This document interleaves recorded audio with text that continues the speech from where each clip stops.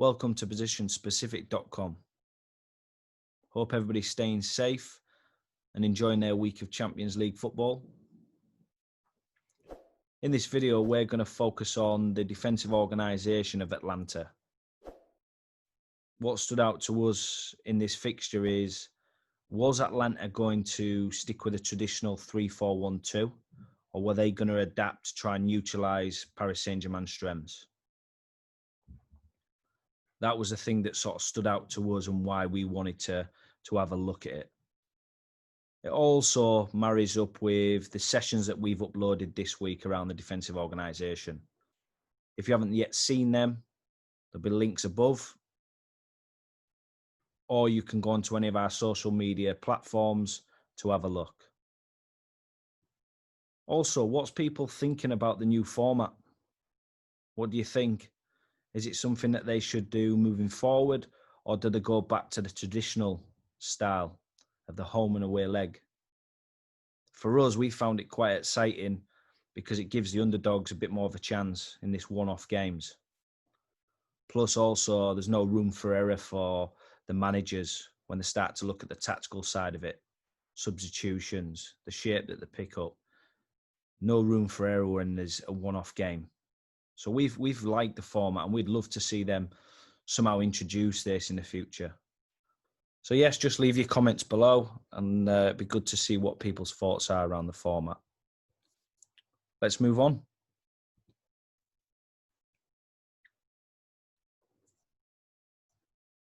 So, like I said earlier, we're going to be focusing on the defensive organisation. And Atalanta obviously playing with their traditional 3-4-1-2 system. What we've done here in the matchup section, just to the right-hand side, is we've just talked about what we feel the demands are for playing within this system against a 4-3-3. Now, these demands might change when playing against a different system. But if you're looking at Atalanta playing in a 3-4-1-2 against a 4-3-3, then these are the three demands that we feel is required to be successful. So the first demand for us is disciplined centre forwards. So looking at these two here. So these two are going to have to be disciplined and have to work two jobs. So primary, we're looking at the centre back. Secondary, they're looking at the full back. Now this depends on the state of the game and on what role they're doing.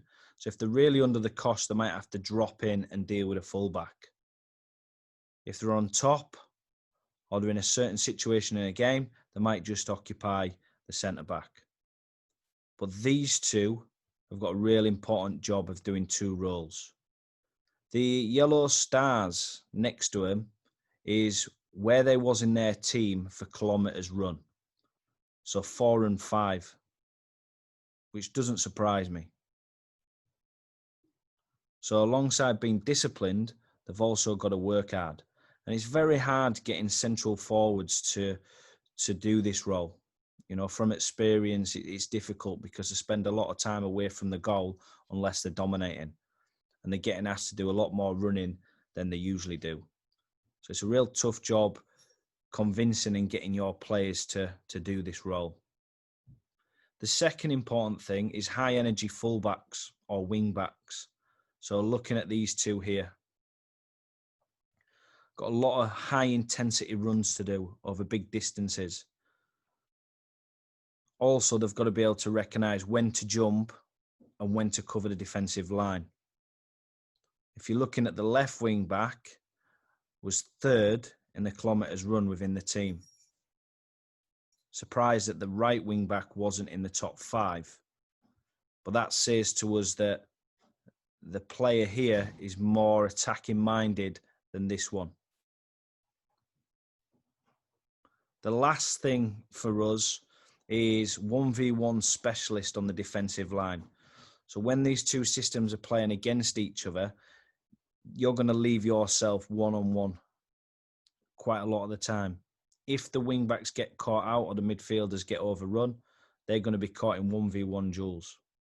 So these need to be able to back themselves and be able to defend in 1v1 situations.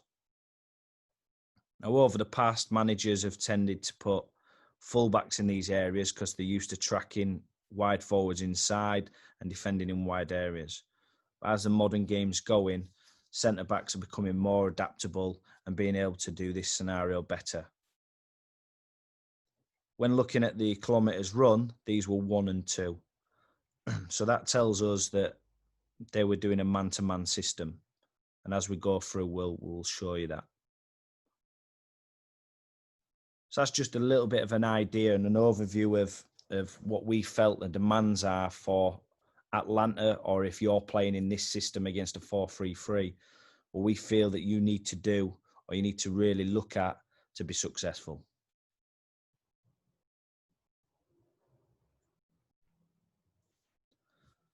So duels on the pitch, looking on the left-hand side here. So like we've said here, dual role, 1v2 scenario quite a bit. Midfield matched up 3v3.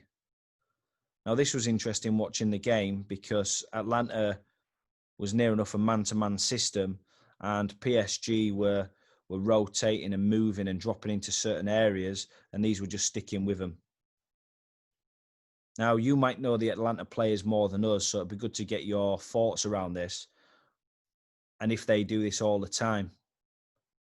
But they were tracking from start to finish. And that'll come into a question that we want to ask you later. 3v3 at the back. Now, this can change depending on what the wing-back does. Wing-back drops in, becomes a +1. If both wing-backs drop in, it becomes a +2. Same scenario looking forward. If steps on, it becomes a 2v2. Okay, but that just shows you the joules of what was going on the pitch. Now, this says clip. Now, just want to apologise now that we've had to change the clips to just a still shot. And that's just due to copyright of UEFA. So apologise that we can't show you these videos, but hopefully we'll still get the message across with the still shots.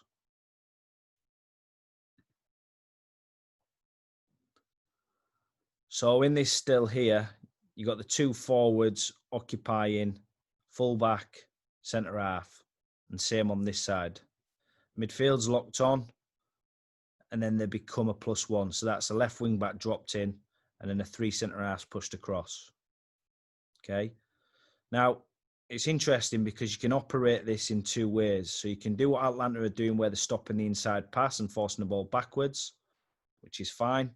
For us personally, we would be asking the centre forwards to try operate between the centre back and full back to try stop the direct pass. One, if he's got the ball and playing it in, they've got to find a link pass to find the full back, which means we've got a better opportunity of jump pressing.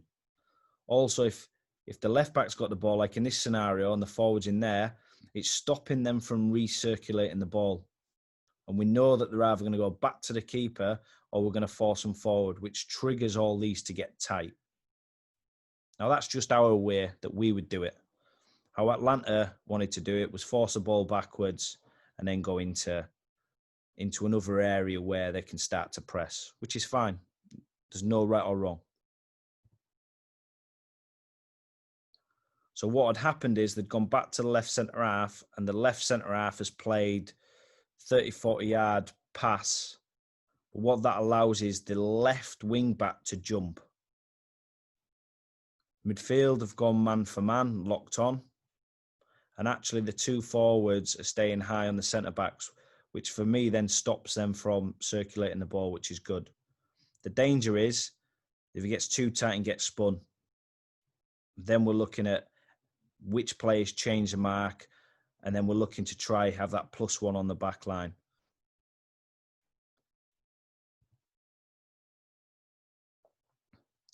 So just looking at the jump presses, which we sort of touched on a little bit in that first screenshot. So they like to jump press on the left, and then the right wing back drops in. So just looking at this scenario here. So the keeper actually plays the ball there. So again, it's over a bigger distance, which allows the wing back to jump. try to get there on the touch if they can. Midfielder locked on again. Right wing back has tucked in, so it's like a swing. So they're just swinging around. And then the same when the ball goes on this side, they just swing around. But it's quite demanding, and it's difficult for wing backs to do this role unless they're fit.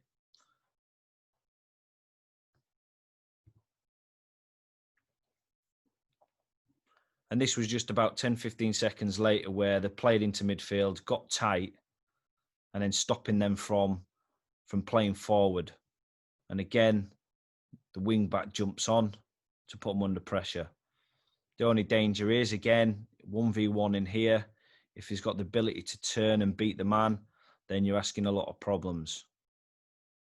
If he does shake it, then you're looking at changing the mark at some point.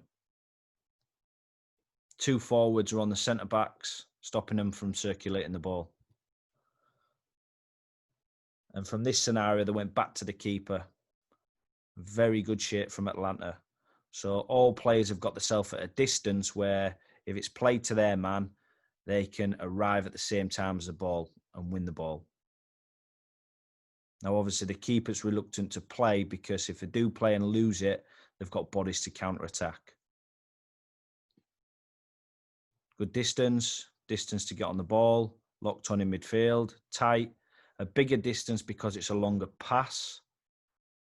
But this player will know that they can get there as they play that pass. What this leaves is a 3v3 on the back line. And with a longer pass, Atalanta are happy with that because they feel that they're going to win the physical battle. People like Neymar don't want to be trying to flick the ball on an aerial duels against centre-halves. So Atalanta are happy with this system and this shape right now. So the same thing, just a jump press on the other side. Didn't happen as much. So if you go back to the kilometres that the players have run throughout the game, it was more down the left-hand side than the right side. But just to show you that it did happen and that this was obviously part of their game plan. So here's a scenario. Forwards stepped onto the centre-half, but it's on the outside shoulder. So cut off that direct pass. Brilliant. Something that we like. The left wing-back recognises that they can't find it. They're not going to find a link pass either. So he can become a +1 on the defensive line. Right wing-back gets himself at a distance where they can go engage. Midfield locked on. Good. What happens here is one of the midfielders dropped onto the defensive line and received the ball, but the midfielder's still there. So stopping that forward pass. Body shape to go forward. Wing back ready to jump and press. Now, one thing that you have to be aware of here, bright players, is the little disguise pass round the corner, leaving that 1v1 situation. But going back to the last physical demand, the demand of what we're looking at was the 1v1 specialist on the defensive line. So they seem to be happy with that, although they're playing against some world-class players. So it is a danger. Just play that one round the corner. Strikers on top here again, making sure that they don't recycle the ball. And if they are to go backwards, go back to the keeper, and then you go back to the original screenshot that we showed you before. What happened here is the left back had played to the midfielder who was in that area and opened up. But because of the distance of the pass, the left wing back can go and press. Now, I can't show you in here, but one of the triggers for me is when the arm goes up and the eyes go down, they've got a tendency of playing a longer ball. So if this left wing back has seen that and recognised it, fantastic. Now, if they do win the ball, if the left wing back wins the ball, they've got a 4v4 situation here in the final third. Now, what happened is they just went for an aerial duel and Atalanta got the throw-in, so they're still successful. But good shape again. Now, this is 82 minutes into the game, so physically, this is demanding.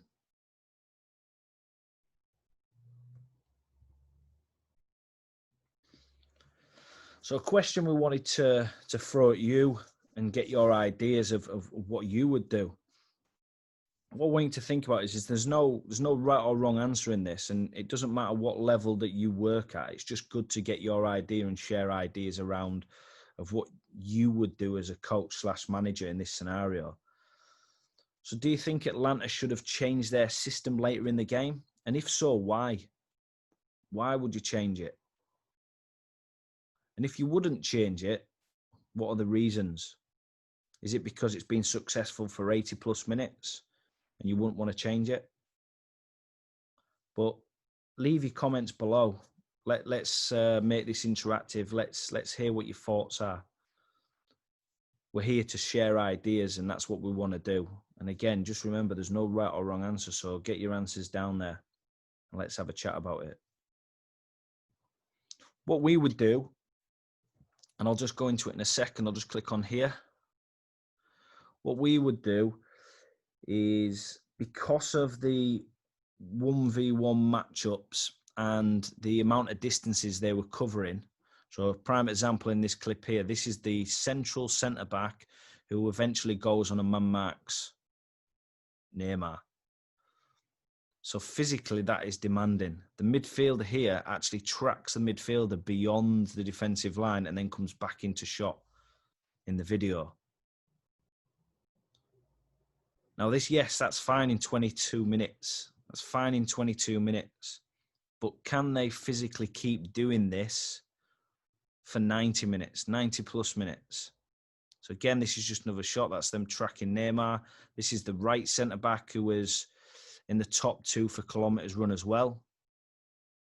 So going back to that question, is this something that you would keep going with right to the end, or would you have changed it? And again, it leaves you open as a manager. If you do change it and you still lose the game 2-1, everybody's going to be asking why. Obviously, they got beat 2-1, so now we're asking, should he have changed it? There's no right or wrong. But for us, and what we feel we would have done, and again, it's easy us sat here saying this is what we'd have done because we're not in the Champions League. But this is just our idea and our experience of what we would have done. So what we would have gone to is a 4-3-3. So looking at this here, would have gone a +1 on the defensive line and not committed our fullbacks to jump unless they get beaten a 1v1. So they're sliding and screening, but covering less distance, giving us that +1. 3v3 in midfield would stick with that, but what we'd ask them to do is keep ball and man in front, okay, and not worry about too much of tracking them all over the place, just to save on the legs, and try to keep that bank of 3 in front of the back 4. 1v1 in wide areas. So find your mark quickly, which is your fullback. Now, if the ball's on this side, we're still asking them to tuck in and slide in. But also, do you know where your player is? Where's the danger? Do your job on them. And that's both sides. Now, this might be a change of personnel. This might be a fullback. It could be a winger. But for us, just put them in that 1v1 and not getting them to operate in 2 roles. This then leaves the 2v1 or the 1v2 situation here now. So the reason why we're giving away this is because we want the least creative players to try be creative in the last 10, 15 minutes. So we're saying, go on in centre halves. You've got to be the ones who make something happen for you now. And that's why we would go with this. We'd still be getting pressure on them with a forward and maybe a jump press from the wide forward or midfield. But what we're trying to say is that's where we're going to give you the overload. Everybody else can find the mark quickly with a +1 on the defensive line. It shortens the distances, keeps the oxygen in the body. Now, that's the reason why we would change. Now, for us, we think it should be something that you wouldn't just change just in this game. It'd be something that you'd be working on prior the fixture. Now, I know that's easier said than done because of the circumstances now and not having long to prep between, but this is just something that we felt that we would change. And again, it'd be good to hear your comments on what you think about this. There's no right or wrong, like I've said. This is just our idea and what we feel that we would do with our experience. So just want to say thank you for listening, and hopefully we painted a few pictures for you there and you could take something away from it. Like I said before, we want this to be an interactive video. We want people to get involved and put the comments in, and we want to build this sort of family up over the years and get more people sharing ideas. But again, we hope you enjoyed it. We apologise that we couldn't upload the clips, but hopefully the images give you an idea. If this is something that you enjoy, you know, please leave your comments below again, and we're happy to share all different ideas. We've got plenty of content. We've had 20 plus years in the game at all different levels, so we've got a lot to share.